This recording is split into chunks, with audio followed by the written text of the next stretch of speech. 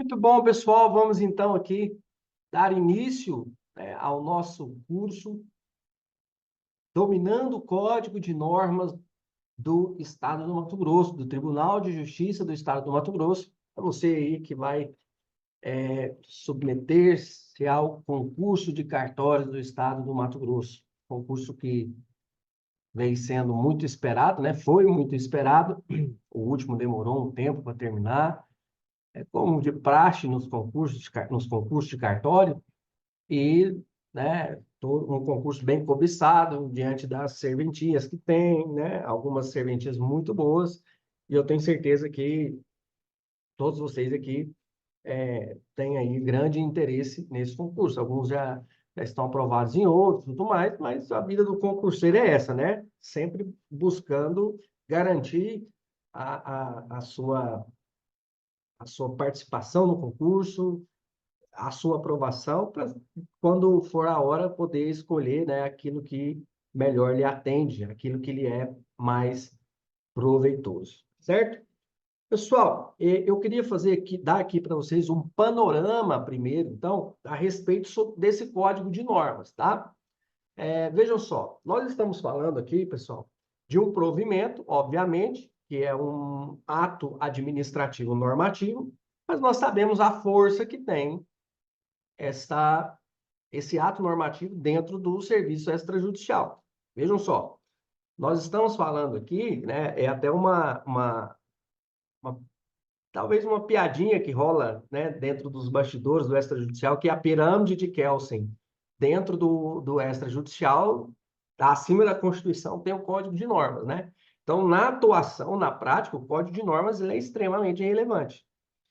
E aí, pessoal, se a gente olha para esse provimento aqui do estado do Mato Grosso, nós vamos ver um provimento que é extremamente prolixo. Um provimento que trata de tudo e de forma bastante minuciosa. O que eu estou querendo dizer com isso? Estou querendo dizer que, apesar de as normativas do Estado ser apenas um ponto dentro do direito notarial registral lá do edital, basicamente, quando a gente trabalha, né, o aprendizado do Código de Normas, basicamente a gente trabalha todo o ponto específico de direito notarial e registral, principalmente quando nós temos um código de normas dessa forma bastante prolixo. E nós sabemos que a tendência dos códigos de normas de todos os estados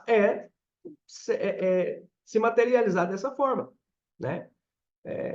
O estado de Goiás, eu cito sempre como exemplo, foi um dos grandes precursores aí dessa tratativa pormenorizada dos atos e das questões relacionadas à atividade extrajudicial.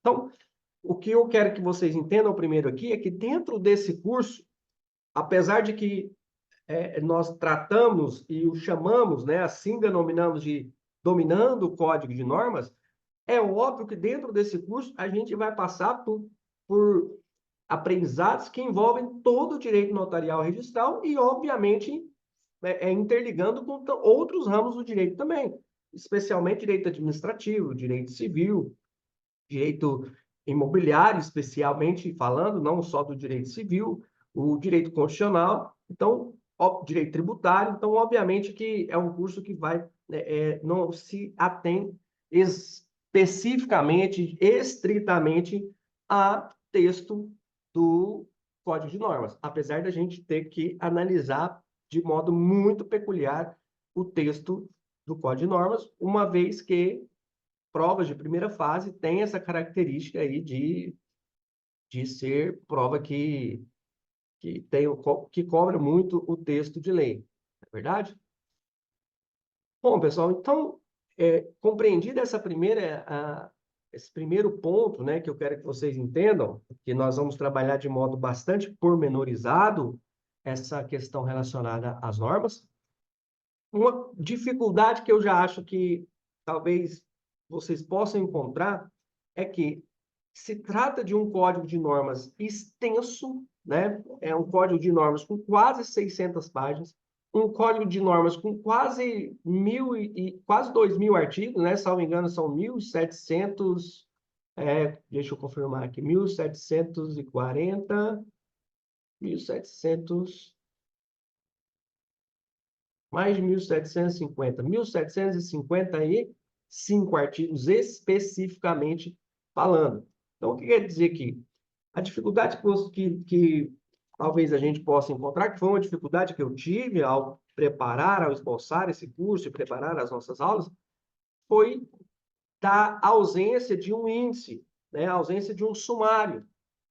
E aí, pessoal, é muito importante que a gente compreenda o todo, né, para a gente entender o que vai acontecer aqui do início até o fim, para que depois a gente venha, né, trabalhando de modo pormenorizado cada ponto específico que a gente já visualizou no âmbito macro, né? Ou seja, a gente tem uma visão macro. Então, eu queria primeiro aqui mostrar para vocês que nós estamos diante de um código de normas que ele tem basicamente duas partes, tá? Nós estamos aqui dentro de um código de normas que tem basicamente duas partes. É a parte geral e a parte especial.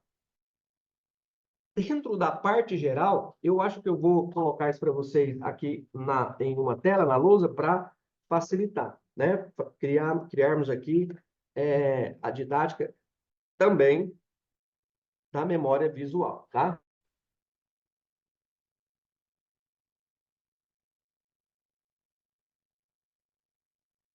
A imagem cortou.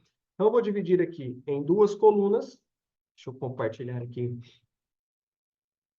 um quadro branco.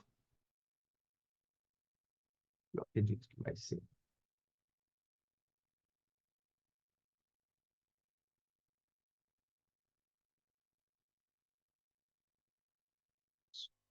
Então, aqui, pessoal, já para nossa, seguindo aqui as nossas diretrizes, né?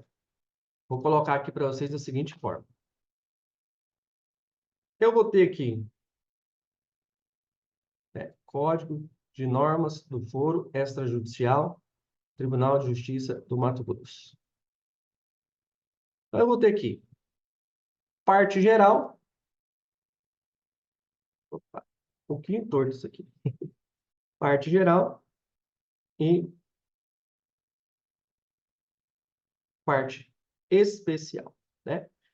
Parte geral, pessoal, aqui, ela vai se estruturar dentro de 3 títulos, né? Então, assim, são 3 títulos que nós vamos trabalhar dentro da parte geral. O título 1, ele fala sobre o Código de Normas de seu uso, que vai do artigo 1º, opa, que vai do artigo 1º ao 3º. Eu tenho o título 2, que fala sobre a fiscalização do Poder Judiciário. E aí vai do artigo 4º, né, até ao artigo 30. E o título 3. Esse título aqui é o mais robusto, é o mais extenso, né, que ele trata de modo genérico sobre as serventias extrajudiciais. E aí fala sobre disposições gerais, sobre disposições relacionadas à Lei 8.935, especifica sobre cada uma das serventias, livros obrigatórios, os sistemas, as centrais de compartilhamento de dados, questão de prestação de contas, quando for o caso, principalmente interinos, interventores e, obviamente, de emolumentos. Aqui eu tenho do artigo 31 até o artigo 289. Então, pessoal, eu tenho nessa parte geral, eu tenho aqui na parte geral 3 pontos de destaques, né? Título 1, título 2, título 3. Aqui, na parte especial, eu vou ter mais títulos, né? E aqui na parte especial, eu vou ter exatamente 7 títulos, né? E aí eu tenho o título 1, eu vou colocar aqui bem mais reduzido, para caber, né? O título 1 aqui, que fala sobre atribuições. Que eu não vou especificar os artigos, pessoal. Aliás, eu posso até especificar 291 ao 490, 472. 472. Fala sobre, na verdade, o título 1, vou colocar o título 1 e o título 2, porque esses títulos aqui, nós vamos trabalhar eles de modo conjunto. Do artigo 291 ao artigo 472, eu tenho aqui disposições gerais e o capítulo de protestos, certo? Que é do artigo, perdão, protesto do artigo 291 a 472 e do 473 ao 562 sobre protestos. Então, 291 ao 472, disposições gerais, 473 ao 4562, protestos. Aí, pessoal, título 3. Aí, cada título adiante, nós vamos ter um serviço específico. Título 3. Então, peraí, acho que o título 2 é notas, né? Não protestos. Perdão. Título 2 é notas. Cadê a canetinha? Notas. É porque eu escrevi tab aqui, eu já fui direto a imaginando protesto. No título 3 aqui, que eu vou ter protestos. O título 3, protestos, vai do artigo 4, esse vai do 473 ao 462. Eu acertei os artigos, né? Até o 472 disposições gerais e notas. Vamos lá, vamos corrigir isso daqui. 473, 4, que é um 4, ao 562. Protesto. Então, 291 ao 472 é disposições gerais e notas. Título 3. Do 473. Deixa eu consertar isso. Está muito feio. Esses números aqui depois não.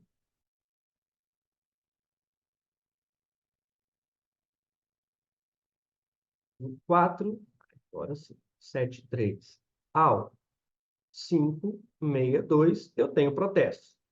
No título 4, eu vou ter registro de imóveis, que vai do 563 ao 1365.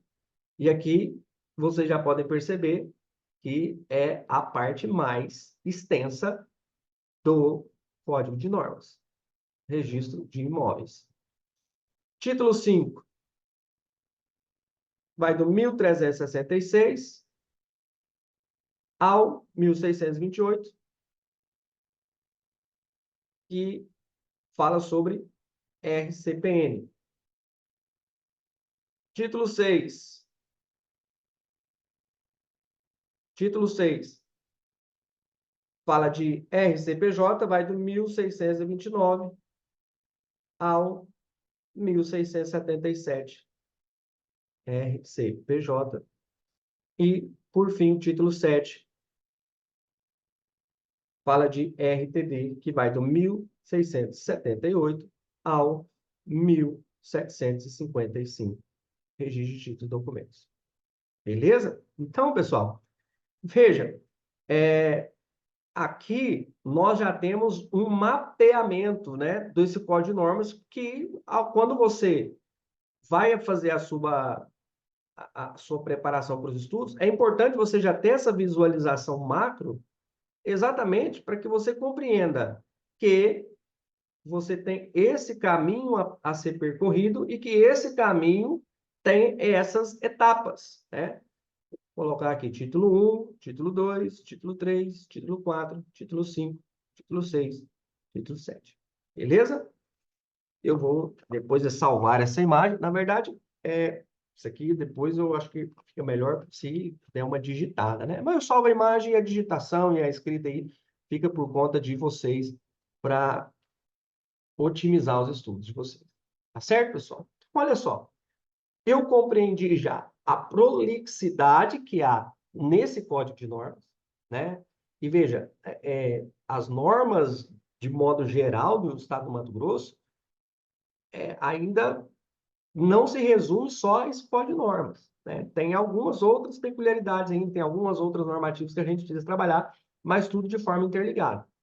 eu já entendi a prolixidade, eu já entendi que eu tenho atualização desse Código de Normas até esse ano, né? Esse ano já teve atualização, que é o provimento, se não me engano, 9 de 2024. Só não vou lembrar do mês que ele é, mas é um provimento recente. E aí, pessoal, eu também compreendi a necessidade de mapear esse código de normas, entendendo que eu tenho uma parte geral, uma parte especial, uma parte geral que trata de normas gerais, que são inerentes a todos os serviços, e uma parte especial que trata de normas específicas para cada um dos serviços extrajudiciais, a saber, notas, protestos, RI, RCPN, RCPJ e RTD. Certo?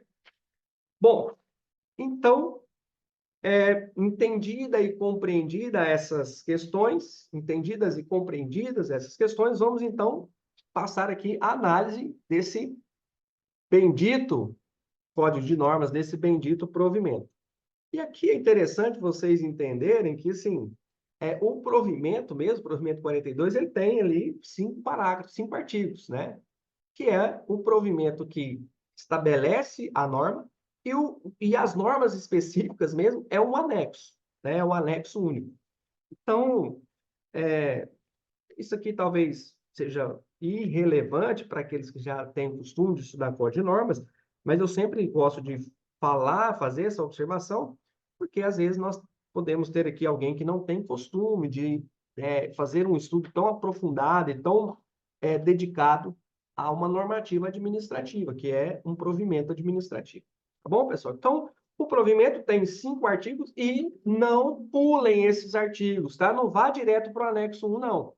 Importantíssimo compreender esses artigos. Por quê? Porque aqui no artigo 1º eu falo da aprovação, mas já no artigo 2º, o que acontece? O artigo 2º aqui prevê que esse provimento, ele é um ato normativo típico e que só pode ter alteração por um ato normativo da mesma espécie, que é um outro provimento. Agora, é importante também destacar que a Corregedoria falou que os provimentos anteriores estavam revogados, salvo, aqui que está, lá no artigo 4º, os provimentos anteriores ao provimento 42 de 29 de dezembro de 2020 foram revogados, né? Os que tratam de atos de atividade extrajudicial, salvo aqueles que estabelecem atualização de tabela de emolumentos, o FCRCPN, que é o Fundo de Compensação, regimento interno da Comissão de Assuntos Fundiários, e aqui eu já destaco para vocês a grande importância que nós temos que dar todas as vezes que a gente estiver, né, que nós estivermos dedicados ao tema regularização fundiária, registro de imóveis, áreas rurais, isso no estado do Mato Grosso, né? Em muitos outros, mas no estado do Mato Grosso também, aqui em Goiás, né? Em diversos outros estados que predomina, né, a agricultura ou o agronegócio, isso é muito importante, certo? E também, não só ao regimento interno dessa comissão, mas também a própria Comissão de Assuntos Fundiários no âmbito municipal, certo? Então, veja, o ponto central aqui que eu quero que vocês destaquem nesse provimento do 1º ao 5º é que eu tenho um provimento que só pode ser alterado por outro provimento e que a sua publicação praticamente revogou todos os anteriores, mas, né, e aqui a gente pode até invocar o princípio da especialidade normativa, lá da lei de introdução, o próprio dispositivo tratou de dizer quais são as normas especiais que não foram revogadas. Tabela de emolumentos, né, o provimento de atualização, o provimento que trata do Fundo de Compensação do RCPN e os provimentos que tratam de Comissão de Assuntos Fundiários. Certo, pessoal? Bom, então, agora, o que nós vamos fazer é adentrar, né? Adentrar aí nessa longa e trabalhosa jornada, veja, eu digo trabalhosa porque não é uma jornada difícil, né? Mas é trabalhosa. É uma jornada que não, vai nos tomar aí tempo e esforço. Mas não tem dificuldade, tá, pessoal? Não tem dificuldade. Basta que a gente seja aí perseverante e continue cada vez mais buscando compreender o direito notarial registral na sua essência. Bom, bom, pessoal, então vamos começar aqui. Veja, nós já temos o mapeamento do que é a, a, a nossa, o nosso código de normas, né? Deixa eu ver aqui, ó. Nós temos aqui, vamos começar pela parte geral, no seu título 1, do artigo 1º ao 3º, que trata de quê? Do Código de Normas e o seu uso.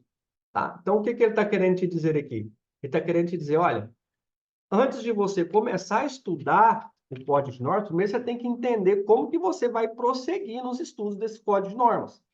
Isso aqui é muito importante, principalmente, né, para quem está começando a ter esse primeiro contato com o estudo do direito notarial registral dentro das normativas, né? Ou seja, compreender como que você vai fazer uma leitura, uma interpretação, um aprendizado que vai ser otimizado. Então, o Código de Normas aqui, primeiro, no artigo 1º, ele diz, olha, esse Código de Normas, ele dispõe sobre normas, recomendações e orientações expedidas pela Corregedoria Geral da Justiça. Então, aqui ele já está te dando aquela deixa que quem regulamenta e fiscaliza a atividade extrajudicial é a Corregedoria Geral de Justiça, né? E quem lhe for subordinada a essa situação, que são os juízes, né? Vou chamar de JCP aqui, tá? Que são juízes corregedores permanentes, são os JCPs. Então, aqui ele já está te dando essa deixa, né? Que a atividade é regulamentada e fiscalizada pela Corregedoria Geral de Justiça. Claro, em âmbito estadual, porque em âmbito nacional nós temos a atuação do Conselho Nacional de Justiça. É importante destacar aqui que, apesar de não haver essa necessidade, o Código de Normas ele fez questão de dizer, olha, nós estamos aqui em uma norma administrativa e essa norma administrativa ela tem aplicação supletiva e subsidiária à legislação. Isso quer dizer o quê? Isso quer dizer que a lei, né? A lei, o que tem força de lei, a Constituição, é quem pode criar direitos e obrigações. Está na Constituição, artigo 5º, inciso 2. E o próprio Código de Normas diz, olha, o que nós estamos fazendo aqui é regulamentar a lei, significando dizer que essas normas elas só podem ser aplicadas de modo supletivo, complementar e subsidiário à legislação pertinente em vigor. Isso quer dizer, isso aqui não tem vida autônoma, né? Isso aqui não tem, o Código de Normas não tem vida autônoma, ele tem um cordão umbilical com a legislação. E esse cordão umbilical com a legislação, ele é um cordão que eu tenho aqui quem é criador e quem é criatura, né? Ou seja, a lei é quem dá origem, a norma é quem regulamenta. Se deixa de existir o criador, naturalmente desfalece a criatura. Certo, pessoal? Bom, aqui no artigo 2º, pessoal, eu quero destacar para vocês, eu encaminhei para vocês o material, para quem não estiver assistindo ao vivo, né, e estiver no curso, o material está na plataforma já, na plataforma do curso. Eu encaminhei esse material para vocês e nesse material eu coloquei de uma forma, não sei se vocês já tiveram a curiosidade de acessar ou não, mas eu coloquei de uma forma que eu trato de um modo geral do assunto e eu destaco o que é peculiaridade, né? Vou abrir aqui para acompanhar junto com vocês. Só queria achar ele aqui na minha tela, mas vamos lá.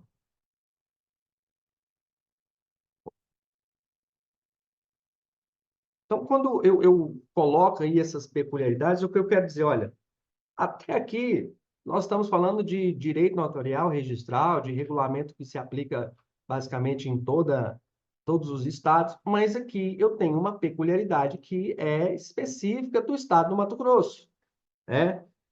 Eu coloquei aí, por exemplo, a chamada, a existência, né, do chamado Sistema de Gestão Integrada dos Fóruns Extrajudicial e Judicial. O que é isso daqui, pessoal? Existe um sistema dentro da logística do Tribunal de Justiça do Mato Grosso que vai interligar o sistema do foro judicial com o foro extrajudicial. Isso aqui é para facilitar o envio de mandados para cumprir ordens de indisponibilidade de bens imóveis, alteração de nomes, né, adoção, ou seja, facilita a comunicação, facilita a cooperação e compartilhamento de dados, cooperação nas informações e compartilhamento de dados, ou seja, nós estamos aqui diante de um sistema que ele trabalha com uma gestão integrada entre os foros. E nós vamos observar que o código de norma chama de GIF, né? GIF. Não vamos chamar de GIF, não, que pode confundir com aquelas figurinhas que movimentam lá nas redes sociais, não, vamos chamar de GIF, né? Até mesmo porque o G aqui, ele tem na na abreviação, o G corresponde a gestão, né? Tem o fonema X, né? Então, aqui nós vamos chamar de GIF, certo? Bom, eu destaquei aqui para vocês, pessoal, então, a peculiaridade de existir esse GIF, né? E quem trabalha dentro com essas questões, informações, é um departamento que se chama Departamento do Foro Extrajudicial. Então, se você está com o seu código de normas aberto aí, pessoal, abre aí no artigo 2º, que ele vai dizer, olha, esse código é uma norma de caráter estável, né, só podendo ser alterado por outro provimento, e no parágrafo primeiro fala que as matérias que tratam diretamente da orientação da fiscalização do foro extrajudicial, inclusive aquelas relativas às funcionalidades do sistema de gestão integrada dos fóruns judicial e extrajudicial, serão objetos de atos normativos.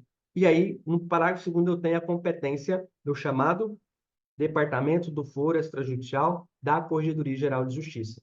Ou seja, é um órgão, né, com essa denominação, que vai ter ali as suas principais atribuições definidas ali no artigo 2º, no seu parágrafo 2º, né, que é o que nós estamos tratando aqui, e lá no artigo 7º.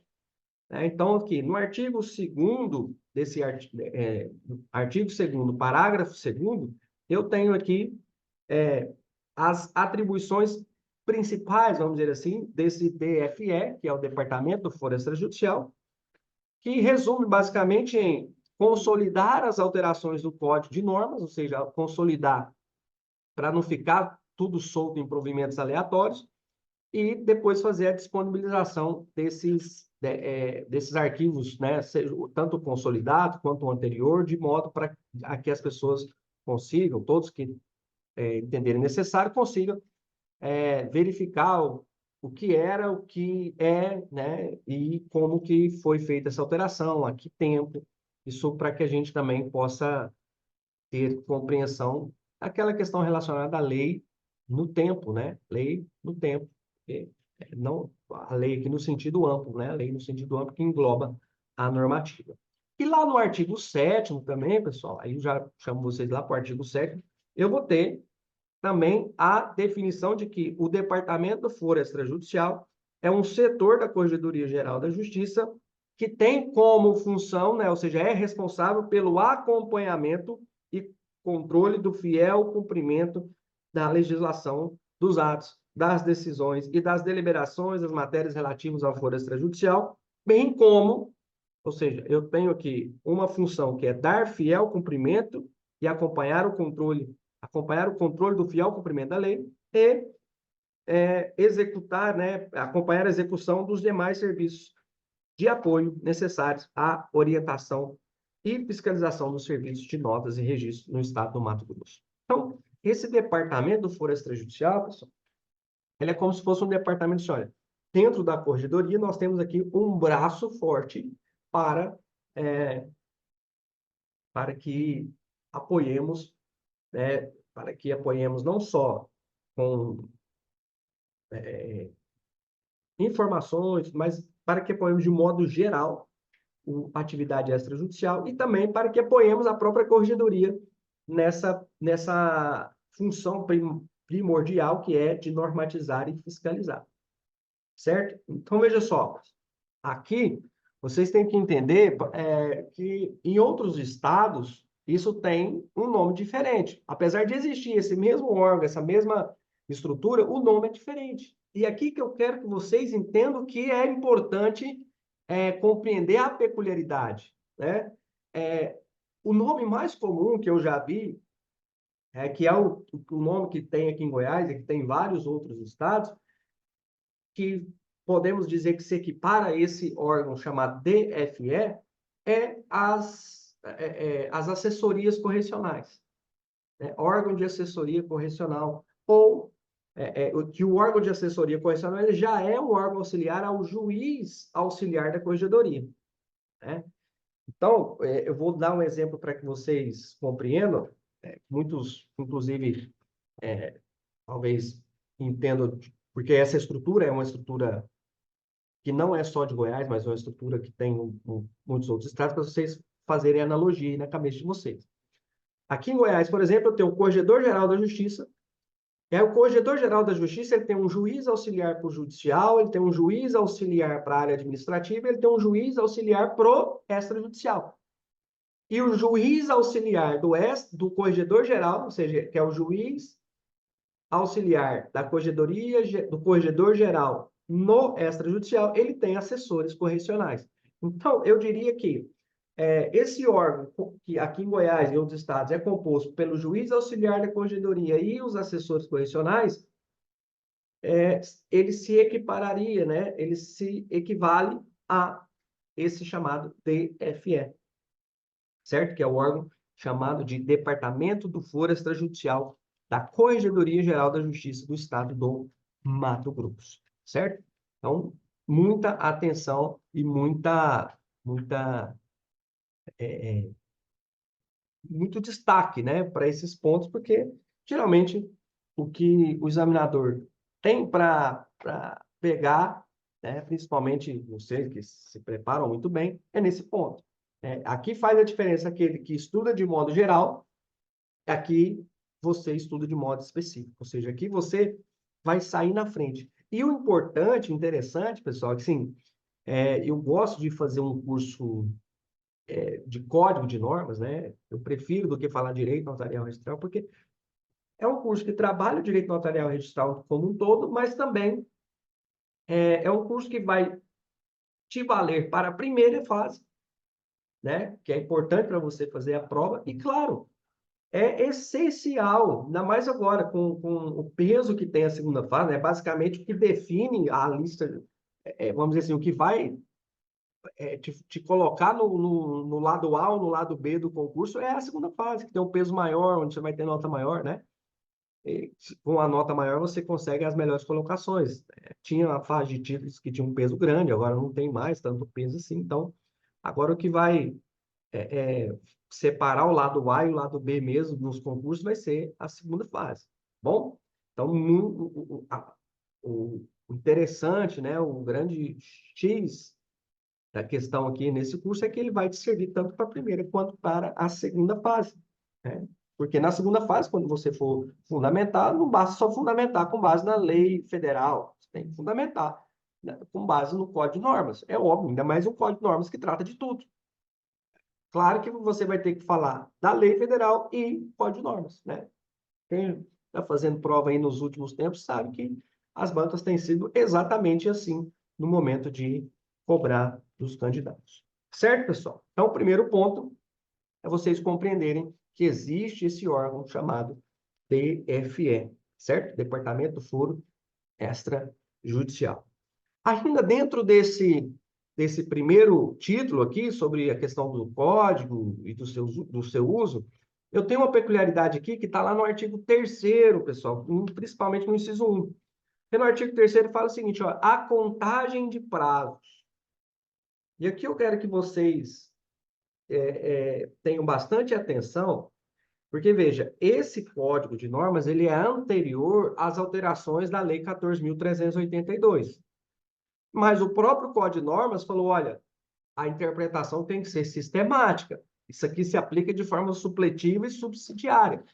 Então, eu não posso simplesmente fazer aqui uma análise apartada de dois instrumentos que têm interligação direta nos assuntos. Então, vamos lá. No novo, na nova lei, na, na lei que reformou a Lei 6.015, né, a Lei 14.382, nós tivemos lá uma especificidade com relação aos prazos. Que ele fala assim, olha, o prazo, de modo geral, vai ser contado em dias úteis. Os prazos relacionados aos registros públicos.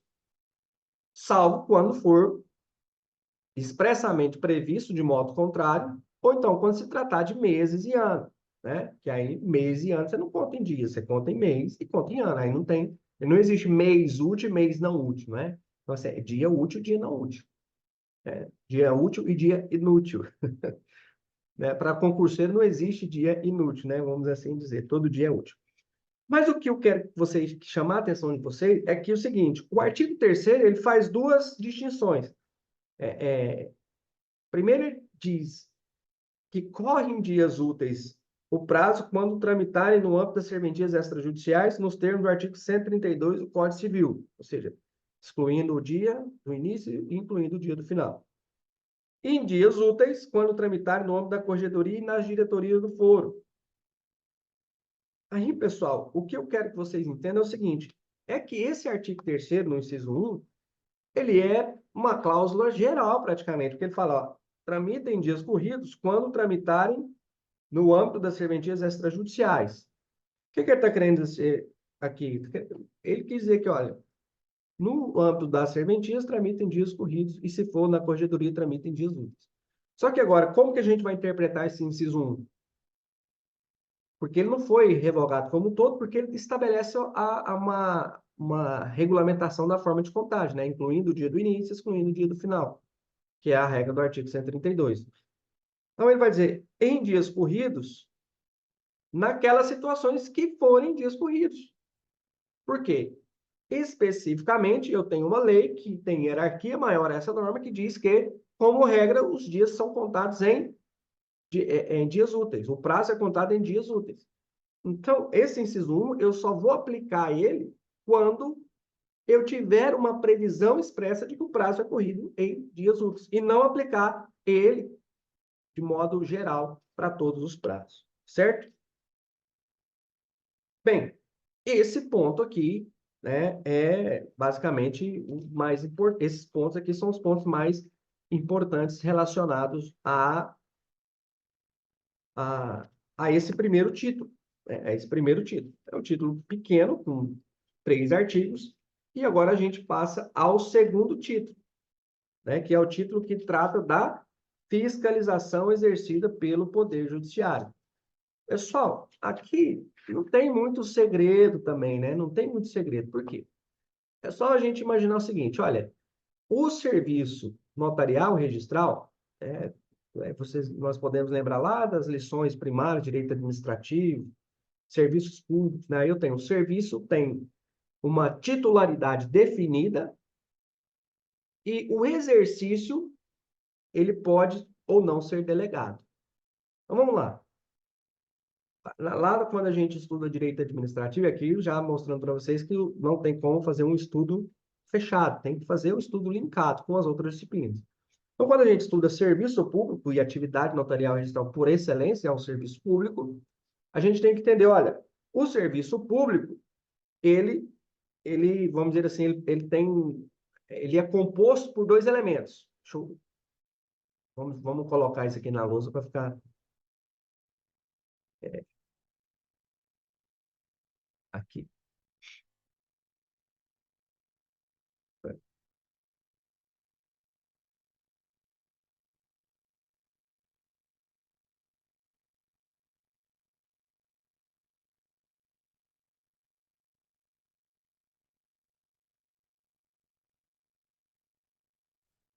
Então, aqui, ó, serviço público.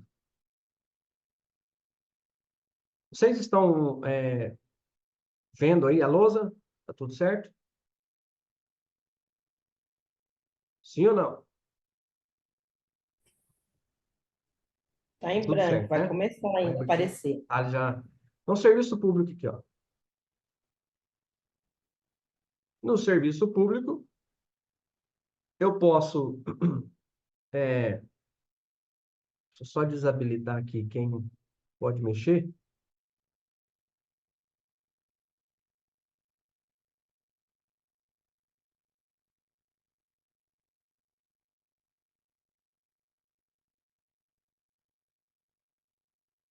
Eu acredito que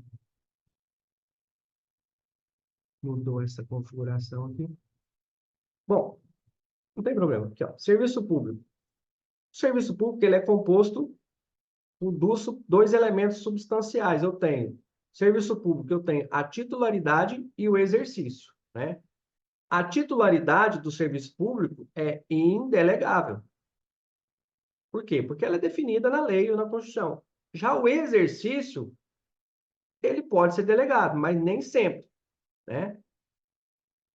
Ele é delegável, quando a lei própria autorizar essa delegação. Aí vamos lá. Se eu tenho aqui a titularidade do exercício, eu vou imaginar, quem tem a titularidade legal ou constitucional do serviço notarial registral? A gente tem que ir lá no artigo 236 da Constituição. O que o artigo 236 da Constituição nos diz? Só quem quiser participar, fica à vontade. Você pode abrir o microfone, pode abrir a câmera, não tem problema, tá? Fica 100% à vontade. Não tem aqui uma restrição, não tem restrição nenhuma nesse aspecto. Então, a Constituição, no artigo 236, ela traz que a titularidade do serviço notarial, a titularidade, tá? Aí não confunda com titular da serventia, não. A titularidade do serviço específico, né? Ou seja, a quem que a Constituição atribuiu a titularidade do serviço?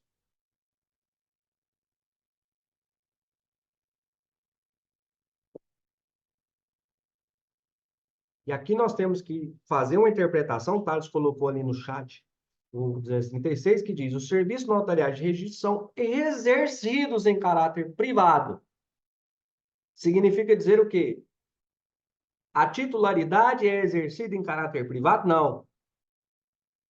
O que é exercido? O que ocorre em caráter privado? O exercício, né? Então, se a gente olhar aqui, ó,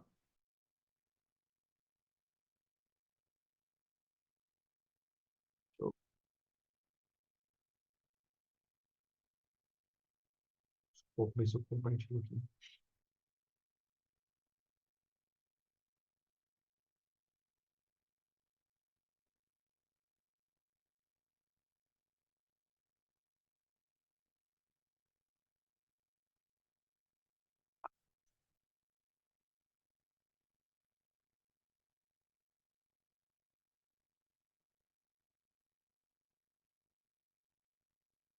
Então, se eu.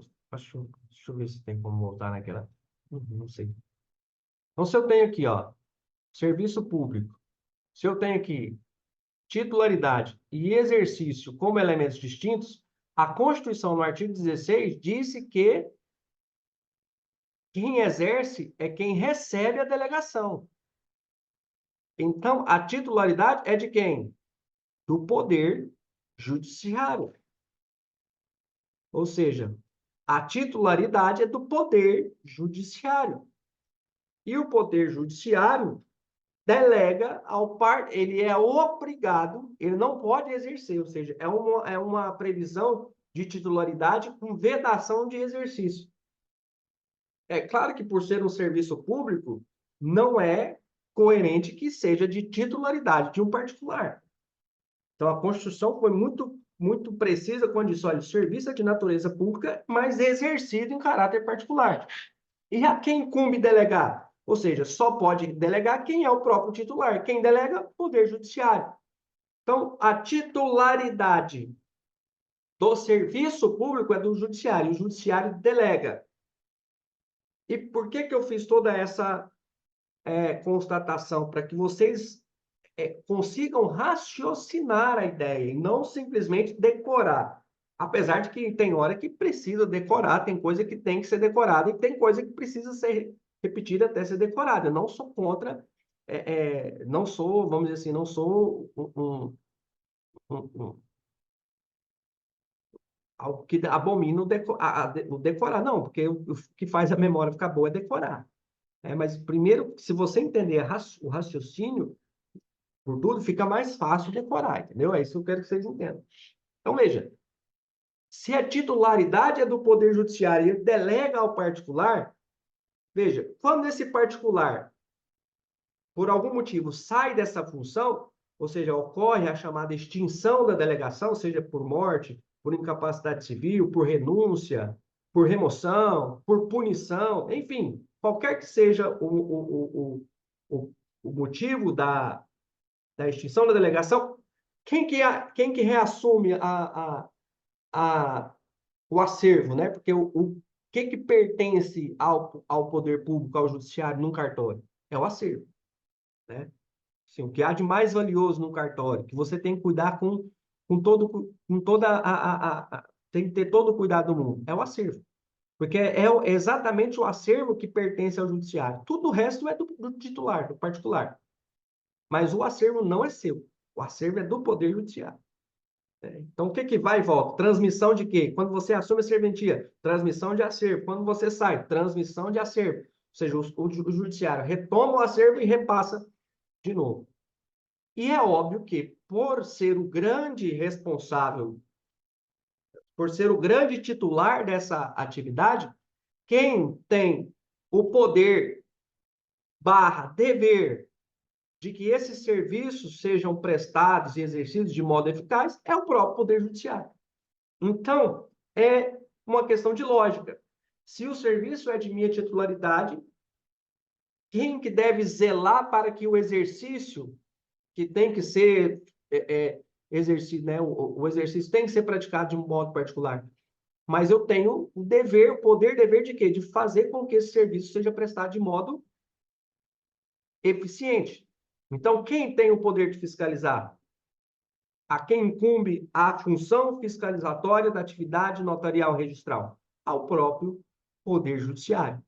E aí, dentro da estrutura do Poder Judiciário, é que vai ser designado um órgão para essa função, que, naturalmente, estruturalmente, né, em todos os estados, é a Corregedoria Geral da Justiça, a famosa CGJ, certo? Então, a função fiscalizatória que nós temos aqui,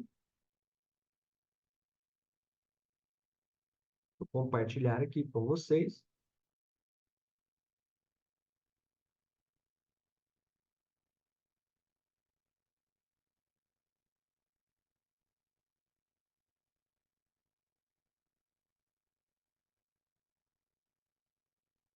Tá melhor aqui.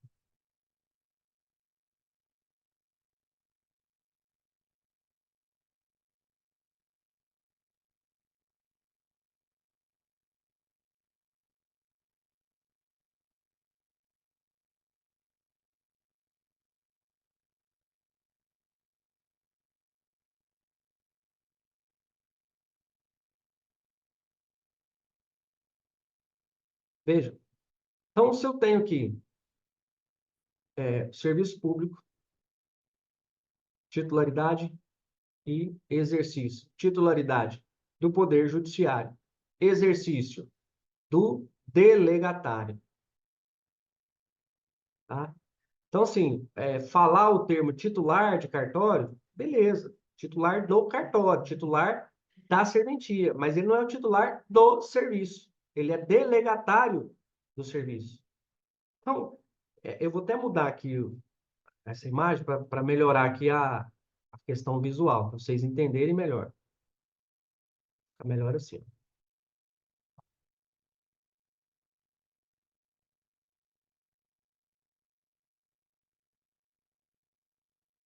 Veja. titularidade, e a titularidade é delegada, delega-se o exercício. Certo?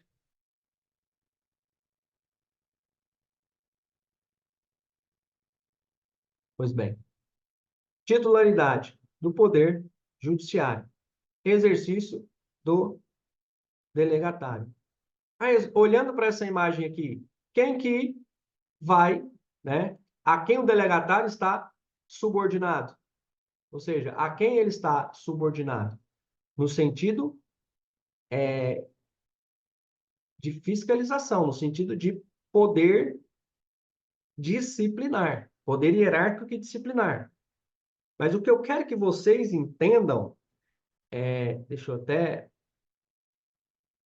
colocar aqui, abrir um novo quadro. Mudou o design aqui do negócio, eu não consegui ainda. Aqui, vou lá para baixo. Então, se eu tenho aqui Poder Judiciário e delegatário, eu não posso esquecer que existe aqui fiscalização, existe uma fiscalização, mas o delegatário, ele possui independência funcional. Isso quer dizer o quê? Ora, eu me submeto à fiscalização, mas não me submeto a cumprimento de ordens no âmbito hierárquico. Então, veja, existe aqui um fracionamento do que é o poder hierárquico, ou talvez a gente pode dizer que é só uma vinculação relacionada ao âmbito disciplinar. Mas a gente sabe que não é só ao âmbito disciplinar, existe uma regulamentação, uma vinculação no poder de polícia como um todo, né? Principalmente no âmbito da regulamentação. Mas a gente não pode deixar de destacar que existe essa independência funcional, pessoal. Porque se eu não destaco essa independência funcional, acaba toda atividade cai por terra. Certo? É muito importante que todos vocês, na condição de delegatários, vocês entendam o poder que é essa independência funcional e não abram mão dessa independência funcional por medo. Não abram mão dessa independência funcional simplesmente porque eu vou fazer uma consulta à corregedoria para me resguardar de futuras de me resguardar quanto a minha decisão. Não, se você está com medo de decidir, tomar atitudes, tomar decisões, não é o caminho correto o concurso de cartório, né? Porque o exercício da independência pressupõe a coragem de tomar decisões, certo? Então, quando a gente trabalha com essa questão da fiscalização, entendo, o Poder Judiciário é titular do serviço, mas é impedido de exercê-lo, delegando-o a um particular que, na sua atividade, é independente, tem independência funcional, mas submete-se à fiscalização. E é uma fiscalização restrita às determinações legais. Não é uma fiscalização e uma subordinação. Veja, a fiscalização não quer dizer subordinação hierárquica, certo? Compreendido? Compreendido isso, pessoal, fica muito mais fácil vocês visualizarem como que isso acontece de modo específico. Por quê? O artigo 4º aqui do Código de Normas, ele já diz, olha, a fiscalização é exercida pela Corregedoria Geral. Ou seja, aqui você vê que foi meio que copiou de uma normativa nacional, porque ele fala fiscalização do Serviço Extrajudicial Brasileiro, é exercida por todas as corregedorias gerais dos tribunais e do Distrito Federal, tendo como órgão de cúpula o Conselho Nacional de Justiça. Assim, basicamente copiou, né, o que tem, o que está na norma nacional. Mas o que eu quero que vocês entendam aqui, ó, esse poder judiciário que está aqui, esse poder judiciário que está aqui,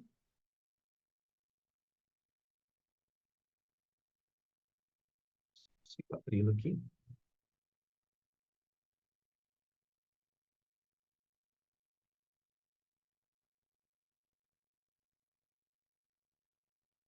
Você vai.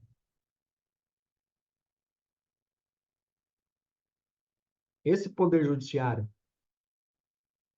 que é fiscalizador,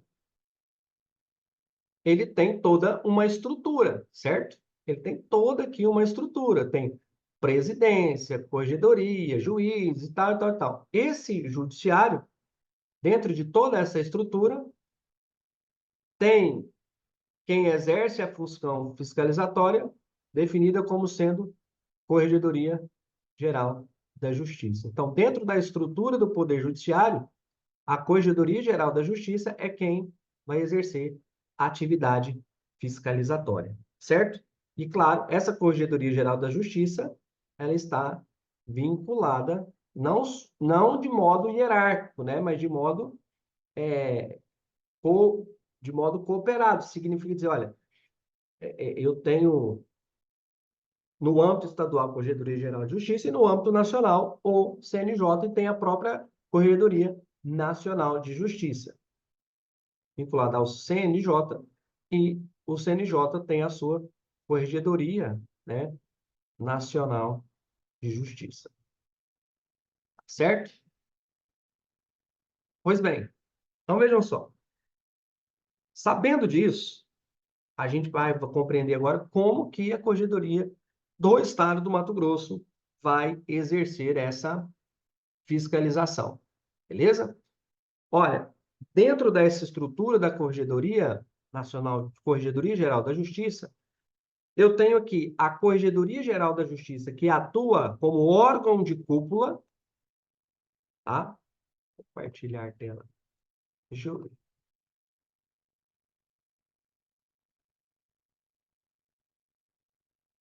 Estou um pouco incomodado, porque quando eu estou compartilhando o quadro,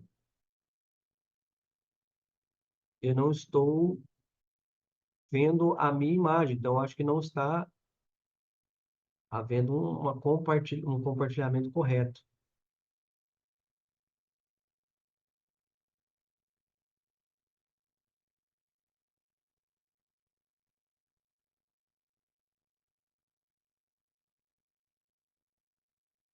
Enfim,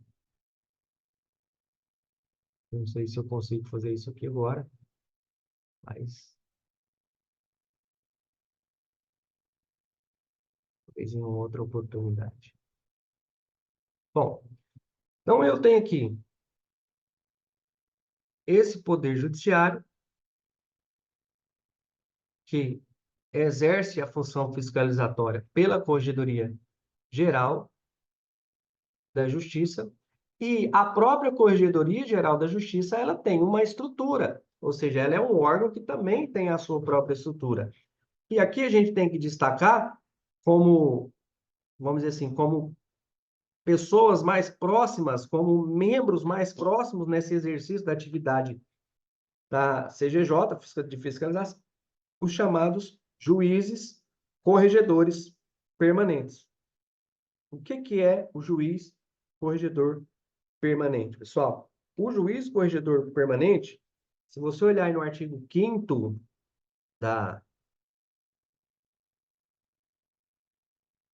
do Código de Normas, ele vai dizer, olha, a fiscalização administrativa do foro extrajudicial do Estado mato-grossense é exercida pela Corregedoria Geral da Justiça nos termos do artigo 31, 31A e 106A, que é especificamente como se dá essa atividade, e nos limites da comarca, caberá ao juiz de direito que estiver no exercício da direção do foro, aqui denominado de juiz corregedor permanente. Então, pessoal, quem vai exercer atividade de juiz corregedor permanente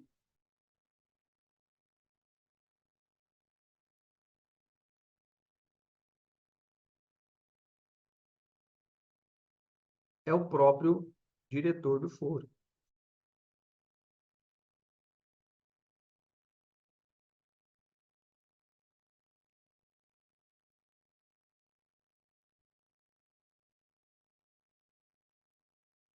Voltando aqui, né?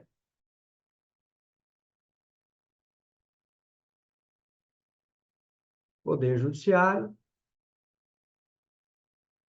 Vou colocar de modo vertical para ficar mais...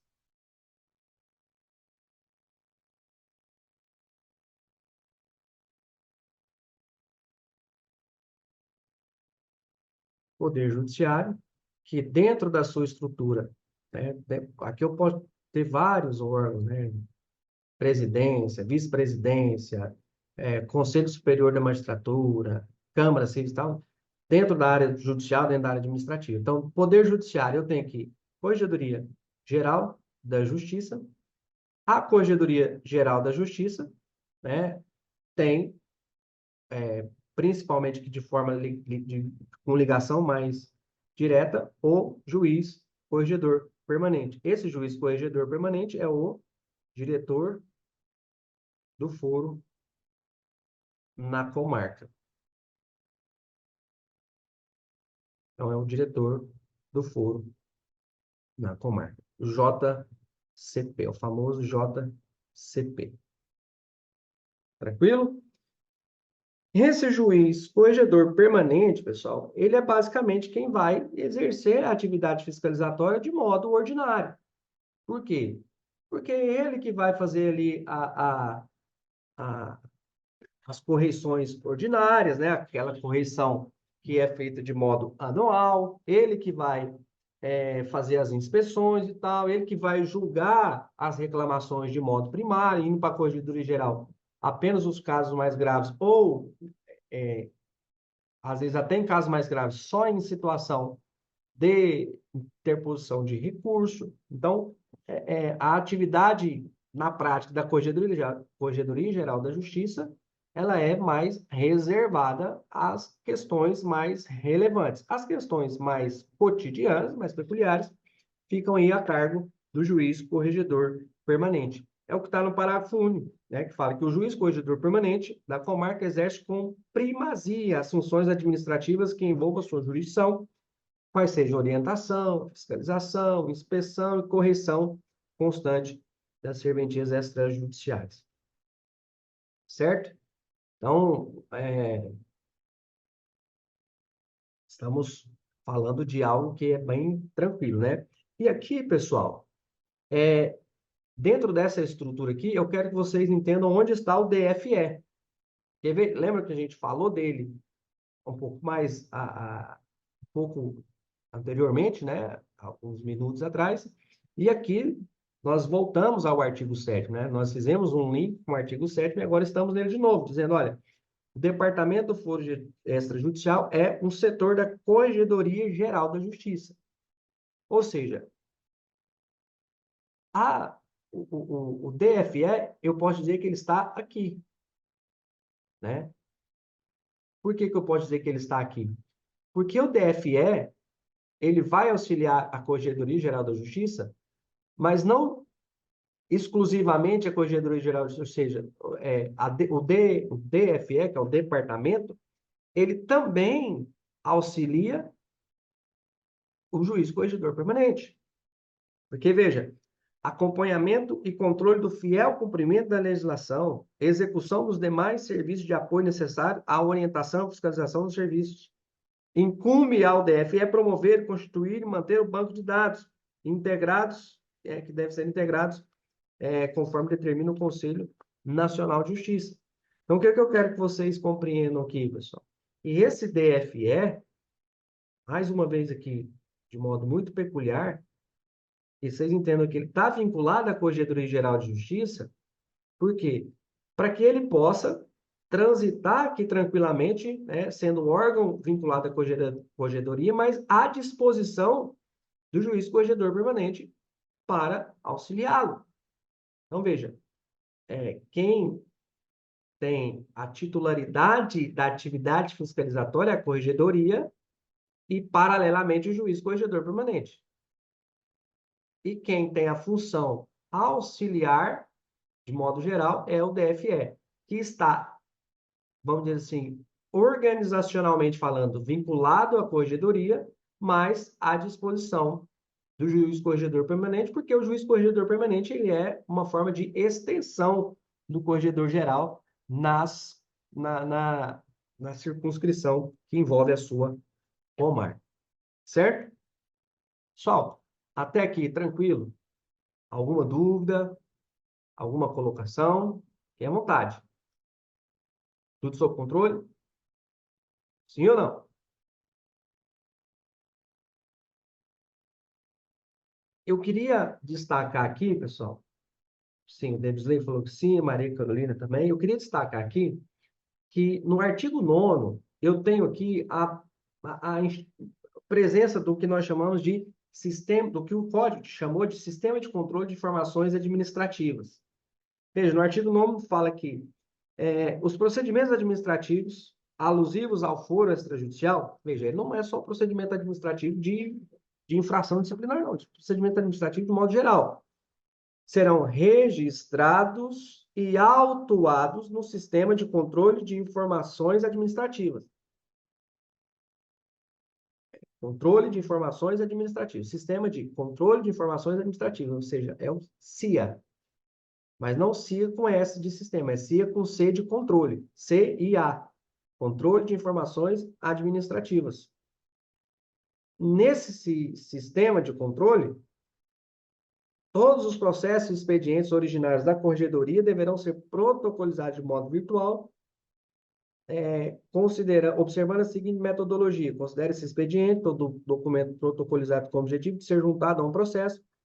Considera processo todo documento protocolizado e autuado que envolva a realização de atos sequenciais de teor decisório para resolução de providências nele veiculadas. Ou seja, tudo que envolver atividade administrativa do extrajudicial, ou seja, atividade do extrajudicial, tem que ser tramitada dentro desse sistema. Então, destaquem aí, pessoal, que a peculiaridade que nós temos aqui é a existência desse sistema.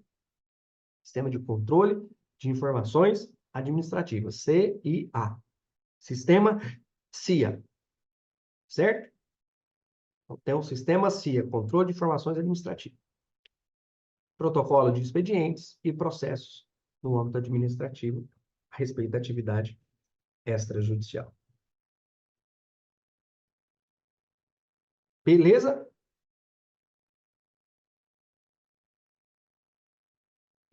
Pessoal, esse exercício da função fiscalizatória, aqui, ele tem algumas peculiaridades.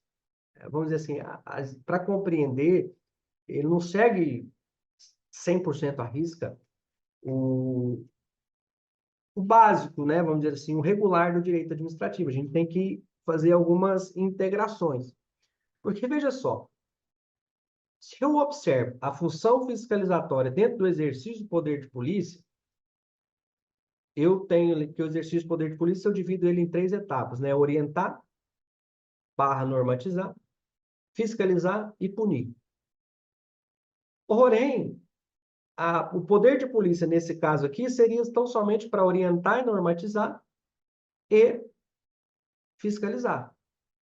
Porque a punição do poder de polícia, a punição, quando exercida e emanada do poder de polícia, ela é uma punição externa corporis, ou seja, aqueles que não estão vinculados diretamente à administração. Porque a punição a quem esteja vinculado diretamente à administração, nós sabemos que é o exercício de poder disciplinar. Não é verdade?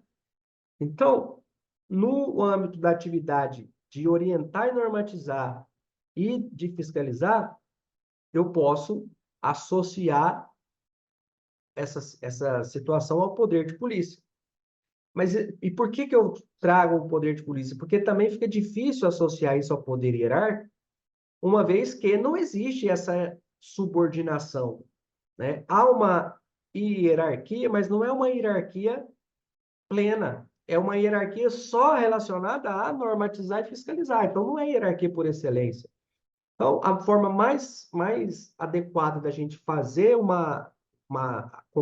de a gente ter uma compreensão de forma analógica, né, é entender que no âmbito da orientação e da fiscalização, e quando eu falo orientar, vocês também entendam normatizar, orientar e normatizar, eu tenho, né, vou escrever isso aqui, eu tenho algo relacionado, eu tenho uma atuação conforme o poder de polícia.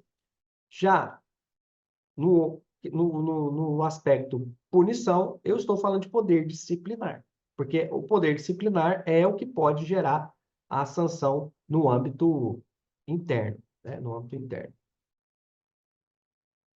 Beleza?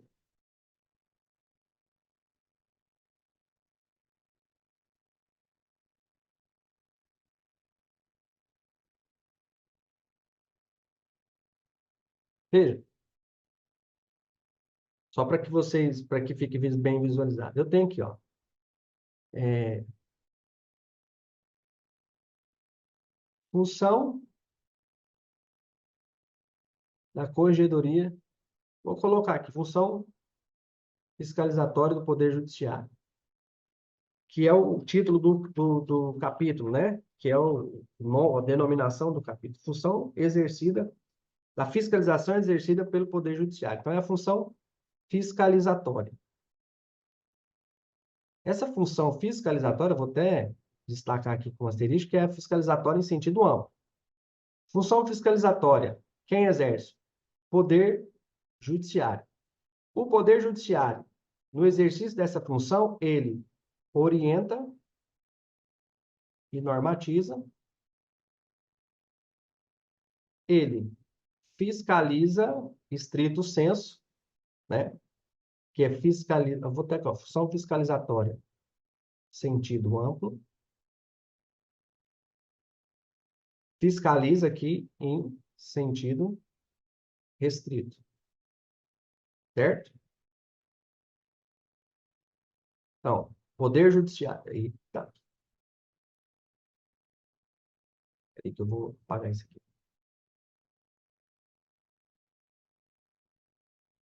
Isso.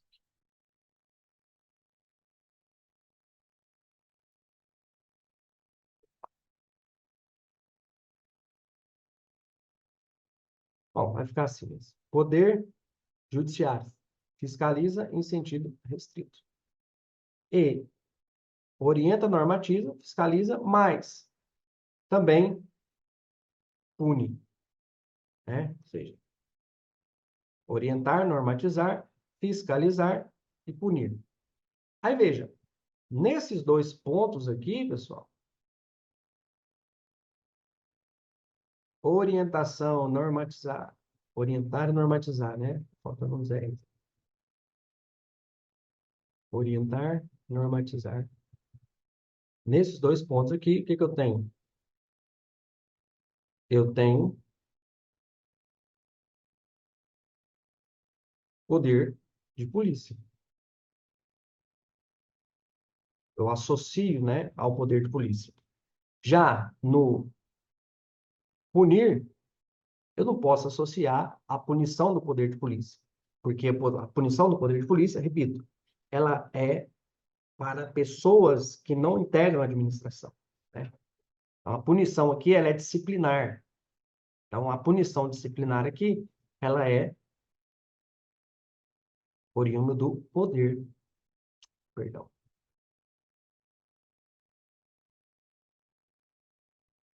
poder disciplinar.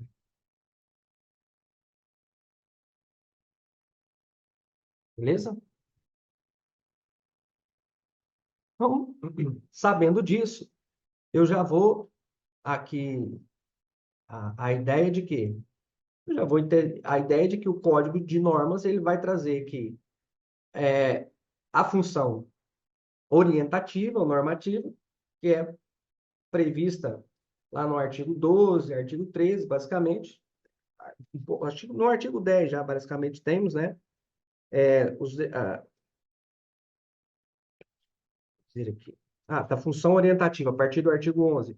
A função orientativa será exercida através de mecanismos e meios para o bom desempenho das atividades, mediante contato direto, orientação, coordenação, execução de políticas voltadas ao foro extrajudicial. Inciso 1, expedição de atos normativos, né? Tem todo aí um rol, tem todo um rol de 4 incisos, né? Proposição e recomendações do juiz, do corregedor permanente, promoção de encontros periódicos, promoção de medidas com vistas à eficácia dos serviços notariais e registros afetos serventis. Função de orientar e normatizar. É a primeira etapa do poder de polícia.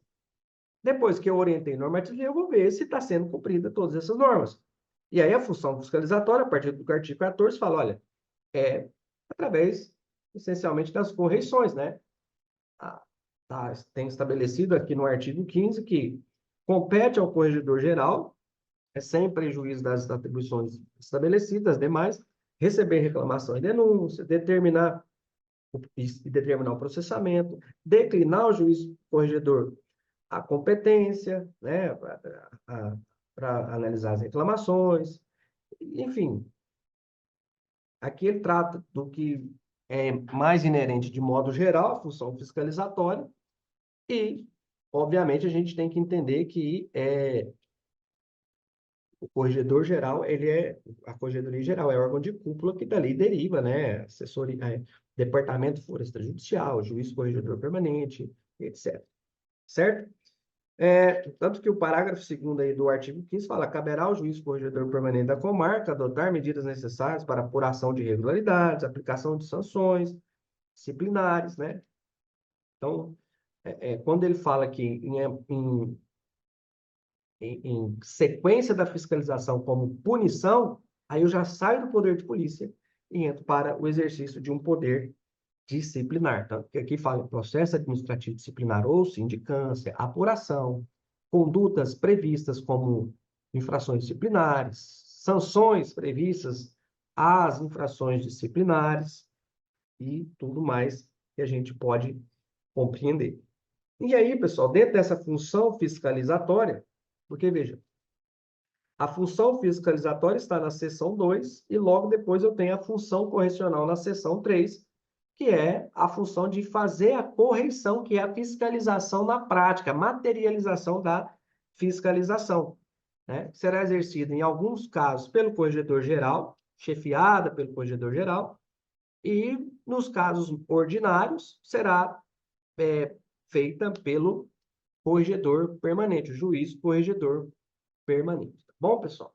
Eu queria destacar aqui, pessoal, uma peculiaridade que é o que nós temos aqui relacionados a uma previsão relacionada à chamada ouvidoria judiciária. O que é a ouvidoria judiciária, pessoal? Veja, eu tenho a ouvidoria judiciária como um órgão que instrumentaliza, né, que vai instrumentalizar as chamadas reclamações. Ou seja, ela é como se fosse uma porta de entrada para que a fiscalização ela não seja só um caminho de ida, mas ela também tem um caminho de entradas. Não só fiscalizar diretamente o serviço na sua essência, seja em loco, mas também receber reclamações, sugestões para que os serviços possam ser fiscalizados através de informação de terceiros. Aí isso se dá por meio do órgão chamado ouvidoria judiciária, certo? Ouvidoria judiciária.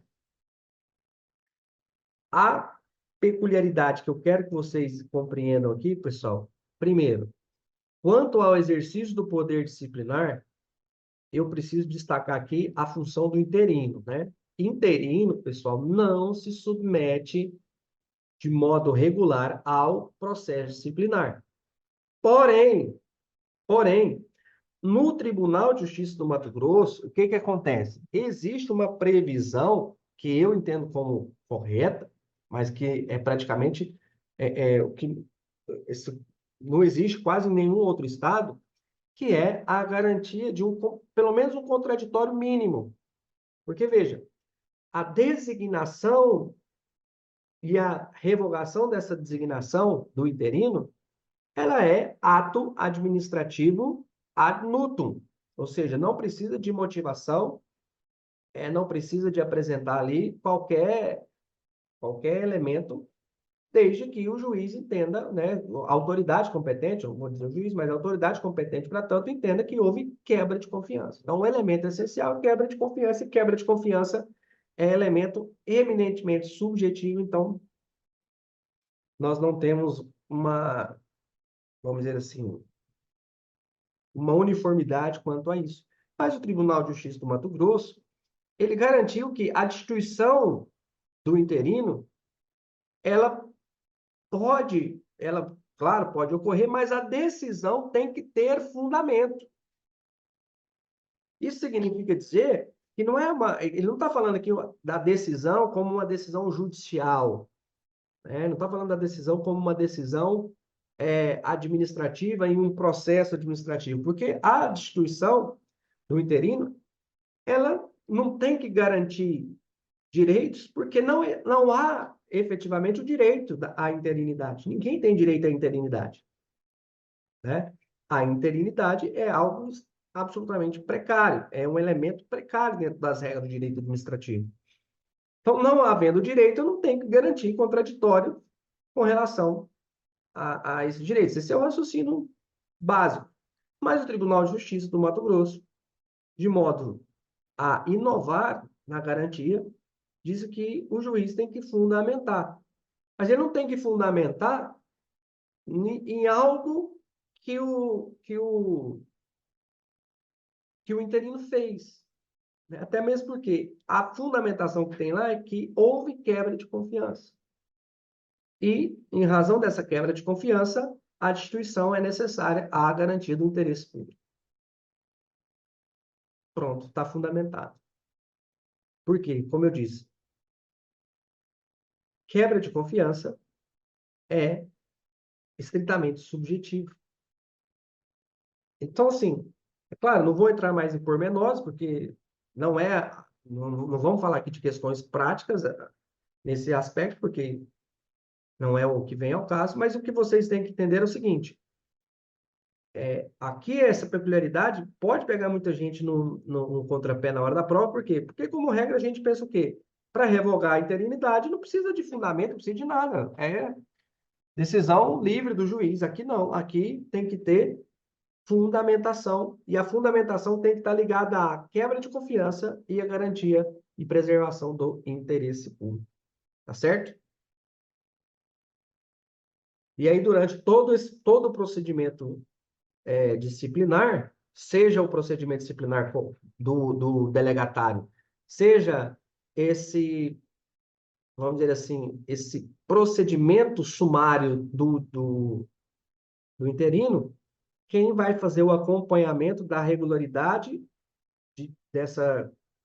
desses atos, né, é o Departamento do Foro Extrajudicial, que é o DFE, né, pessoal? O chamado aí DFE. Tranquilo? Tranquilo até aqui, pessoal? Sim ou não? Vejam, daqui em diante, o próximo assunto a ser tratado, diria eu, né, eu posso dizer que é o assunto mais importante dentro desse título e um dos assuntos mais importantes dentro da parte geral. E é óbvio que aqui, já com mais de 1 hora de aula, né, 1 hora e 30 minutos de aula, eu não vou entrar nesse assunto, já com todos cansados, com todos já, né, com muita informação. Então, nós vamos deixar isso para a próxima aula. Certo, pessoal?